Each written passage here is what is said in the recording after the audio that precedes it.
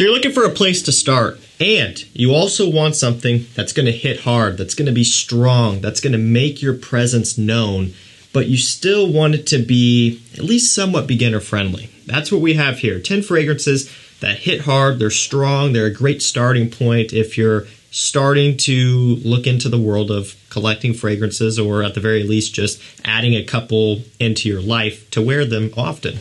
So really the goal behind this video is to have really all of these kind of resonate with you right away. You know, you smell these for the first time, maybe blind buy them, and you're like, oh yeah, I like that. I can get behind that. I can see myself wearing that often. But I did go ahead and sneak in one, maybe two, that would need to grow on you a little bit. And I'll talk about those when we get there, kind of towards the end of the video. But I wanted to do that because for me personally, it was like a hindsight is 2020 thing. When I smelled them for the first time, kind of when I was first starting out, I wasn't fully on board, but I grew into it. I almost made myself like them because I knew that there was something special about them, and I kept trying them, and eventually over time, they've grown to be a couple of my favorites. So it's one of those things where I want to recommend you to do the same. You know, get these early on, kind of let your taste develop around that, and you'll probably thank yourself later because I know for me, I wish I would have gotten those sooner. 10 fragrances, all designers. I will link these down below to discounters as well, so you can pick them up at a price below retail. Let's get this kicked off with Lacoste Match Point. This one happens to be the newer eau de parfum. This one has citruses, patchouli, and vetiver. It's a true eau de parfum flanker, so still similar to the EDT, where it all started. Just richer, stronger.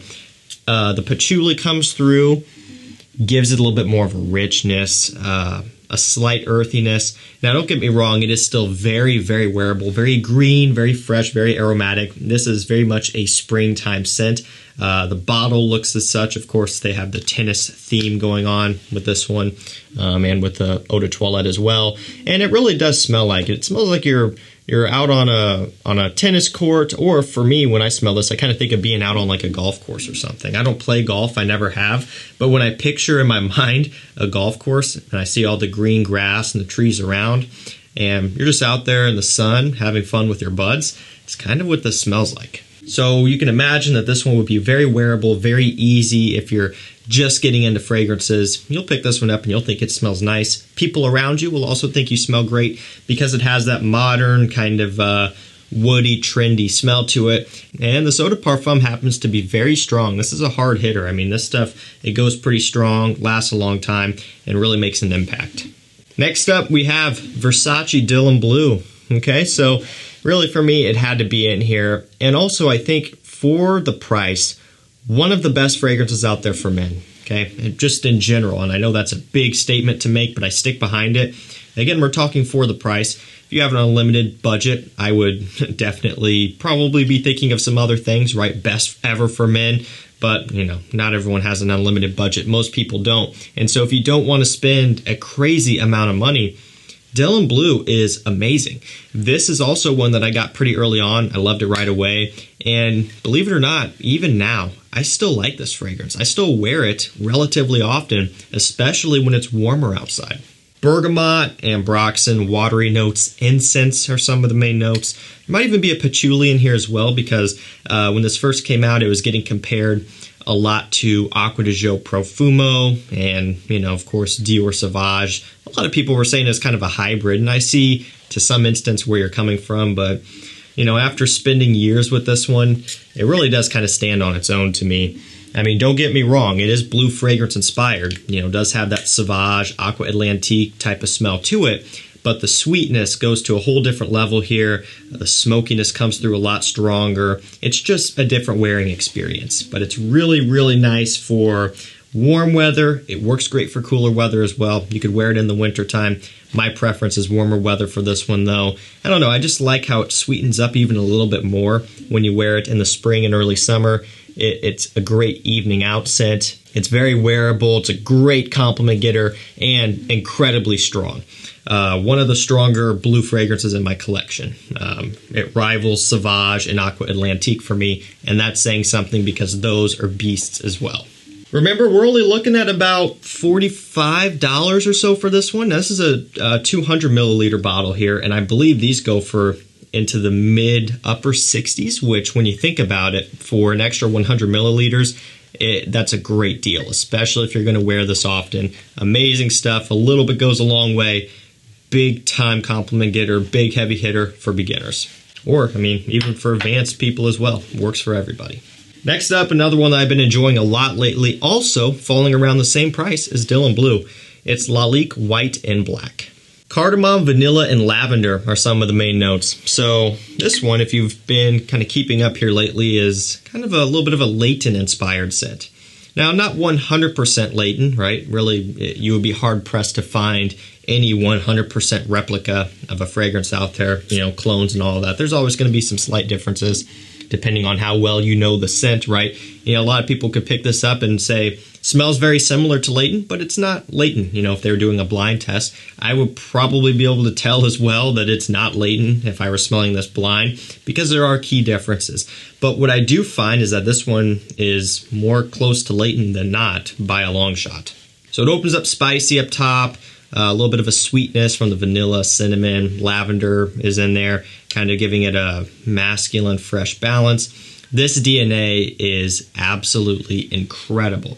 This one also happens to be a strong fragrance. Now, not quite to the level as the Parfum de Marly, but it still really gets the job done. For about $40, this is a great alternative. You got to think Layton, you're looking at a lot of times $200 or more. Sometimes you can get testers on sale for a bit less or a smaller bottle or whatever, but you're talking a big price gap here. If you're on a budget and you're starting out, this is a great place to kind of start. And if you end up really liking it, maybe that would be a goal for you to save up and get, you know, a bottle of Layton someday down the road. This could be your everyday scent because it doesn't cost a lot of money, smells amazing, good performer, good compliments, great place to start. Next up, we have Rojas L'Homme. So this one right here has a really cool bottle. I love the presentation on this one, always have.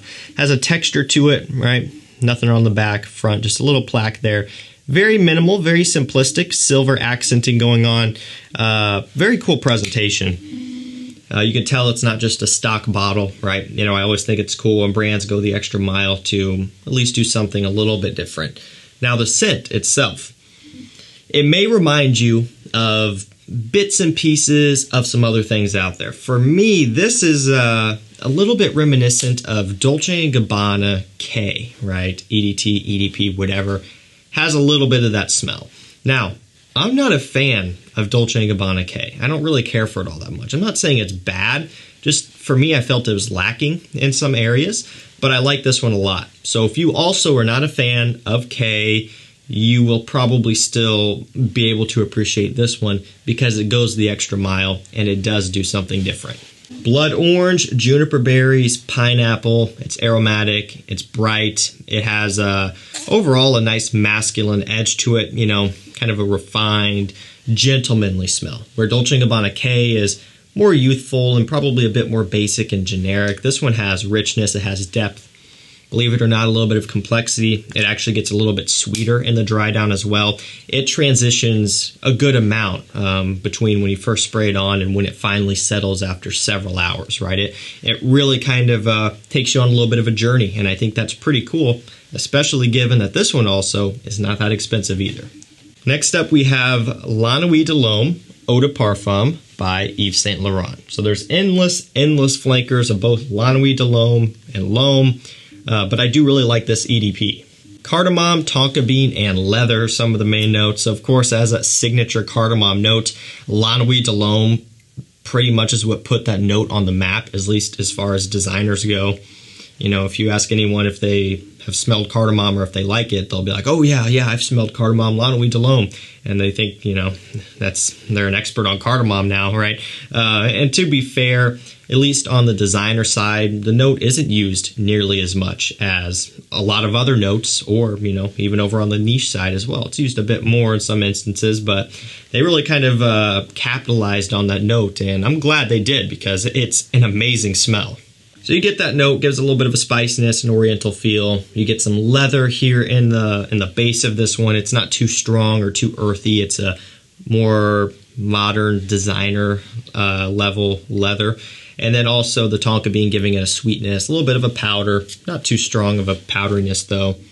But this one does definitely go in a different direction than the EDT, and also smells different than the EDT. So it's not like, you know, for example, Match Point at the beginning, where it's very similar, just stronger. This isn't how this one is. There are big differences scent-wise, but I do like the differences. I think that this is just kind of a modern refresh, you know. It's just a kind of a different approach to a somewhat similar DNA. This is great for nights out, great for a guy just kind of getting into fragrances. You know, L'Ennui de l'Homme may put some people off as beginners. You know, you smell it very spicy. This one's much more pleasing to, you know, entry-level folks and even people who don't like L'Ennui de l'Homme, just because it is too spicy for you. Even if you have smelled a lot of things, you would probably come around to like this one. It's smoother, it's a little bit richer. It's a different twist that I think is really good and kind of slept on. So next up, we're going to go over one of those fragrances that you may need to grow into a little bit. Now, this one from Guerlain is L'Homme Idéal Eau de Parfum. I know I said in the beginning, all designers know niche. This, you know, kind of is considered a niche fragrance. I talk about that every single time, because if I don't, then I have 100 people saying that, oh, this is in fact niche. I get that. I understand. But if I sit here and say that this is a niche fragrance, niche fragrance, niche fragrance, it's going to scare people off, because when people think niche, they think $300, $400, $500+ This is not that. It's under 100. You know, sometimes as low as 65, 70 for a tester. Just recently, FragranceNet was running these. Make sure you're subscribed to my community tab, because I did post about that. So you could get this at a really good price. Even if not, you know, maybe $80 kind of on average in the market when it's in stock, which still is not bad at all either. This one has cherry, almond, and vanilla. What makes this one so unique is that almond note in combination with the cherry. The almond is used throughout the entirety of the line, basically. It's kind of what makes this line what it is. And it gives off this mature, kind of dusty, powdery smell. Very, very gentlemanly. Nothing youthful or playful about this one. And that's where it may get some people. You know, they may smell this for the first time, and they'll be a little bit thrown. Because if you're coming from Dylan Blue and you go to this, big difference, completely different worlds here. So that's why I'm saying that you may need to give this some time. Seriously, don't judge it too hard right off the bat if you don't like it. Set the bottle down, go back to some of these others, Dylan Blue, Match Point, LALIQUE White and Black, whatever, some of the easier stuff to get along with. And you may find that you'll start kind of thinking about this one. It'll be showing up in your dreams. It'll be popping up all over the place. You'll just see bottles of L'Homme Idéal Eau de Parfum sitting on shelves randomly out of the corner of your eye, and then you look and it's not there, right? It's going to linger in your mind. Eventually, you're going to come around to it and be like, wait a minute, something has changed, and I love it now. That's what happened with me. It's what happened with a lot of people. And to be fair, that happens all over the place in the fragrance community. Make sure you give this one a shot. Going back to the incredibly mass-pleasing, super easy to get along with theme here, we have DIOR Homme 2020 edition. ISOE Super, Cashmerean, Vetiver, Bergamot, Cedarwood, very woods heavy if you can tell, but it's using a lot of the modern aroma chemicals, the Cashmerean, ISOE Super.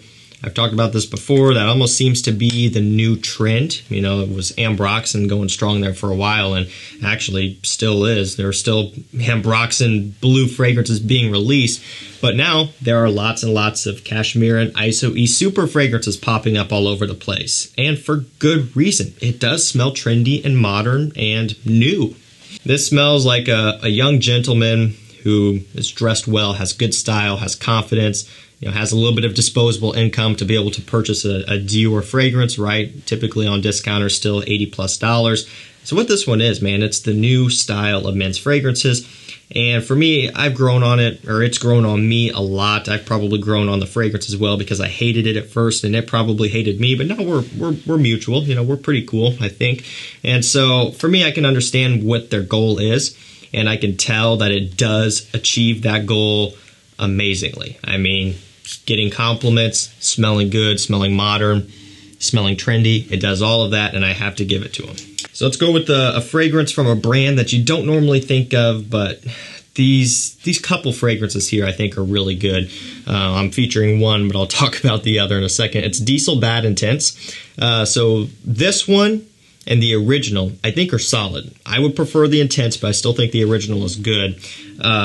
Diesel, the brand, you know, it's loud. It kind of has a similar appeal to people who would like Paco Rabanne. You take a look at Diesel watches, giant watches, right? A lot of their fragrances are marketed in ways kind of similar to Paco Rabanne, strange bottles, maybe strange names. Name in this instance here, the bottles like the Only the Brave, it's a literal fist. So they have different, they appeal to a different audience, I suppose. And a lot of people in the fragrance community don't even bat an eye when they see a Diesel fragrance. They're like, oh, yeah, Diesel, move on to the next one. But this one especially, I think is really, really good, and I've said that a lot. White tobacco, woody notes, nutmeg, caviar are some of the main notes. It's a warm, spicy, a little bit fresh. It has a different take, bits and pieces of a floral from how the white tobacco comes across. So it's kind of a fresher tobacco leaf smell in a way, but still a little bit different. The caviar note, don't know what that actually smells like, but it's cool. At least you can at least tell your friends, oh, my fragrance has caviar in it, right? The nutmeg is what it's all about as well. Spicy, kind of sweet up top. Really brings something different and kind of fun to the table. Very youthful, very playful, not for everybody, but if you're a younger guy just getting started, check this one out. Packs a punch, good performance, good compliment factor, all of that stuff. All right, second to last fragrance. We're getting ready to close this one out. Terre d'Hermès EAUTRES Fresh. Orange, citruses, and watery notes. This is one of those bottles that I have to cover up because of obvious reasons. If Terre d'Hermès is too much for you as a beginner, it would be too much for a lot of people, I think, to be fair. Very dry, very woody, earthy, the vetiver, orange, spiciness, black pepper, all that stuff in combination with just an overall dry smell is a bit off-putting to some. If that's you, the EAUTRES Fresh here is a very nice starting point. It lightens it up, it makes it a little bit watery, more citruses involved in this one as well, but still that woody backbone. Quality is through the roof amazing on this one.